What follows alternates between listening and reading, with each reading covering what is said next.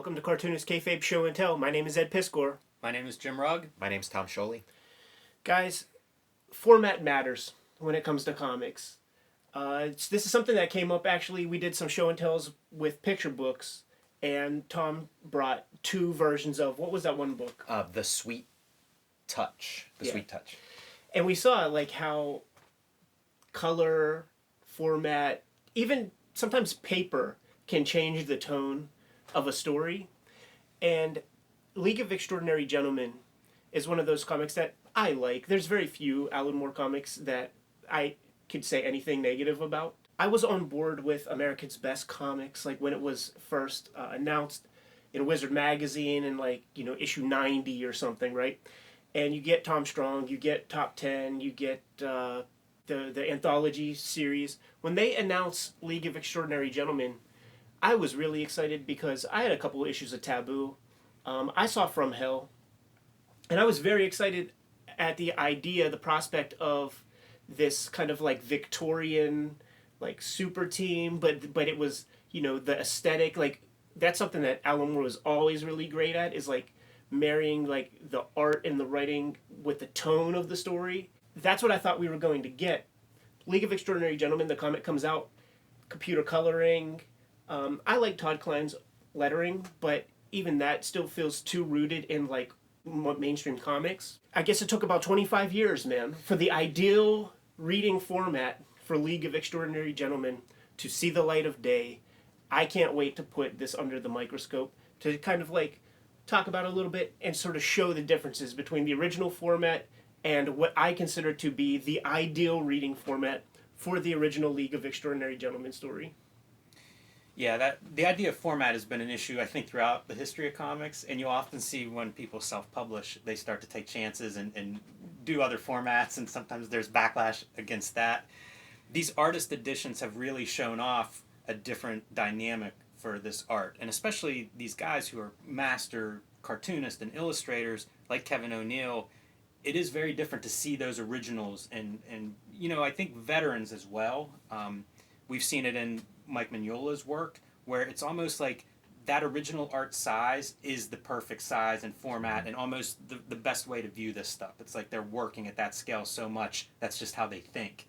And so it does make a difference, and this should be a good illustration of that. When it gets shrunken down, it gets tightened, it becomes like comics, but it like with League of Extraordinary Gentlemen, it didn't scream the 1800s. Where this, you're seeing all these layers of hatching, exquisite draftsmanship, just the look of it screams the 1800s, and it's what I had hoped this would be. Back when Alan Moore was talking about it, calling it the League of Extraordinary Gentlefolk, he'd been teasing it for years at this like it's a Victorian superhero comic, and 20, 30 years later, it finally arrived. We tease the spot. We're going to be putting an artist edition under the microscope, but I can't necessarily read the Dark Knight Returns artist edition. Like, I'm just looking at the artwork, and the same goes for, Ronin, any of the other ones that I have where it's the complete story. But I'm saying this reading experience with this big book is the fucking way to go. So when I heard that this League of Extraordinary Gentlemen comic was coming out, man, I couldn't wait to get my hands on it. But it was about 25 years in the making, because before this baby we see on screen, man, we had these. And once you take a look at them, now the cover's designed beautifully, akin to the periodicals of those Victorian days, man. But when you crack this baby open, it took them a long time to figure out computer coloring. And I ain't busting on the computer colorist, man, but These mainstream comics, they all kind of went through a one-size-fits-all as digital coloring happened. And everybody was chasing production, so it would be weird to think, hey, we want to print with the cruder coloring system or a more limited palette or, uncoated paper. Any of those things were impossible to explain to higher-ups, especially because it took Marvel and DC a couple of years just to catch up with some of the indie comics and the digital coloring and better production. So once they got on board, they just would have gone crazy if you were like, no, now we want to go back. We want to do it this other way. So you could see that awesome lettering, computer coloring, small standard, what we think of as, floppy comic size, man. But with a Victorian story, that should be told with like, it's like etching style and all that. This is the way to go, man. Of course, yeah, it's going to set you back a couple of dollars, man. But we're talking about the reading experience. We're talking about the optimal way to absorb a story. And for my money, there's no better way to read League of Extraordinary Gentlemen than to take the plunge, get your hand on the gallery edition, as the DC version of this is called. It's such a great showcase for Kevin O'Neill, who really rises to the occasion here with Alan Moore, and the density of the references Alan Moore is pulling. O'Neill answers that in his artwork, and so much of that is washed out or lost, whenever it's reduced to comic book size. Look at the detail on just his matchbook. Compare it here and there. Like, you can get lost in the detail and just the very Victorian flourishes of just this little packet of matches. And you just flat out don't see it. Yeah. In the comic book version, you don't see it at all. Think about where we were coming from. Like, prior to this, Alan Moore, his last Victorian work was From Hell with Eddie Campbell, this like beautiful black and white thing that looks like the era. And then this was sort of promised to be like, a superhero book that would come out of that era. And like this, it looks like a superhero book that came out of the late 90s. Where here, we're looking at like, this is some Victorian line making.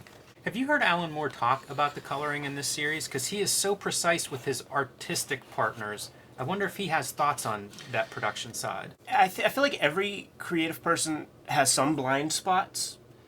And I take a look at some Alan Moore works, and I think that those would probably be some of the blind spots. Now, maybe, he's working with the tools he has access to. But, there's those Avatar books, and there's the Supreme books. Like, he put up with about 20 years of not great color. Now, of course, this is a little cumbersome, like, to read in bed. Yeah, your legs will fall asleep. Yeah. As opposed to every other artist edition, we're going to be doing more artist edition episodes. This is the way to read it. I can't read Daredevil Born Again in the artist edition format. I'm strictly just looking at craft when I look at those. But O'Neill's line work is so tight here, and there really are like very few mistakes or whatever, where you could just kind of get lost in this thing like it is a comic book. So much of the appeal of the League, especially as the series goes on, is like the cameos and what's going on in the background. And this format encourages you to explore and see what's going on with all these like little characters that come in and out. There are probably a few examples of artist editions that kind of work better in this giant format than where they originally appeared. But there we go. Once again, of course, it looks just fine. I would be happy with coloring, this. yeah. But this is the creme de la creme. But we have some other ideas in mind for future episodes of comparing the multiple formats of the book to try to find like the optimal reading experience for certain things. How much of that do you think, Ed, is based on how clean this art is? You mentioned the Daredevil Born Again, David Mazzucchelli, great artist edition, and part of what makes it great, in my opinion, is like all the different media that you see, the corrections, white paint, zipatone, like there's all kinds of stuff happening on those pages. They're a little bit messy when you look at them, and I think that's a quality I usually like in an artist edition. Yeah. This looks really clean. Like this is almost a super high quality photocopy set of artwork. Do you think that contributes to the reading experience? 100%. Because we are Kayfabers behind the curtain. And once we start seeing those brushstrokes, and once we start seeing erased pencil marks, and maybe characters that were erased but not inked, our minds go different places. And Kevin O'Neill just, he's way more thorough. He's got well beyond 20,000 hours practice in the game. He knows what he's going for. And he's very deliberate in his approach, man. It's kind of like what he puts down is all there, man. Like Given no the other. period setting, Yeah. the black and white's a perfect fit for this It's story. appropriate to the Exactly. subject matter. And so talking about the Mazzucchelli one, it's like, what's appropriate to the subject matter? You take red out of Daredevil, it loses a lot. Yeah. You gotta have the color red at least in there. Where this, taking out the color, places it in that period perfectly. That feels like something that I would expect Alan Moore to have had an opinion on. Like, how do you see these in black and white and not think this is it? This is the piece. There's that thing in Scott McCloud's Understanding Comics, where it's the rake's progress. It's like a series of etchings, and you would read it. You'd go into like a gallery, and you'd see a series of these etchings on the wall, and you'd read it that way. That's the presentation for this. You know, you go into some gallery where they're all hung up. This shows up really well on screen. Now, he is just using black and white line reproduction, man.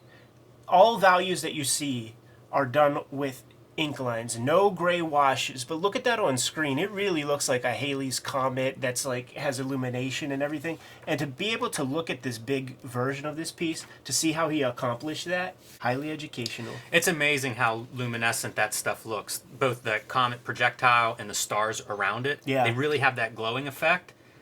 That's remarkable. That is a hard thing to achieve. You know, and besides ink wash, also no screen tones. Another Exactly. way that people might make a gray effect. That's really something striking. And if you spend a life in comics as a creator, this is what you see. You don't spend a whole lot of time looking at your comics that you made. You're spending so this is how it looked when it left his table. This looked complete and finished to him. This makes me want to do that Daredevil artist edition now for the same kind of reasons. Like, let's compare some printed comics to the artwork, the black and white. Something tells me that there are going to be many more episodes where we crack open our giant collection of artist editions. This will be the first of many. Last time I checked, you can actually get this thing for almost 50% off. Like, I guess it's not really moving on the shelves the way they were hoping for it to, man. So I think retail it goes for $150, but I got mine for $75. Good tip. So they're out there, man. Keep your eyes peeled. eBay and other places. Cheapgraphicnovels.com. Not a bad way to go when it comes to the artist editions. I've gotten a few from them. The thing is, these are expensive books, and I always urge people to go to their local comic shop first, but local comic shops don't just buy these things and have them collecting dust. Like, they will special order it for you, but they're not just going to be sitting there. I don't know about you fellas, but this juices me up to get right back to the drawing table. So you Kayfabers know what to do. Like, subscribe, and follow the YouTube channel. Once you hit subscribe, hit the little bell icon, and it'll notify you whenever we have fresh videos available. We usually post one or at least two per week. You can find our merch, t-shirts, hats, cups, everything you want with Cartoonist Kayfabe on it in our spread shop, linked below the video. So we're going to get back to making our original artwork. You guys know what your marching orders are. Read more comics.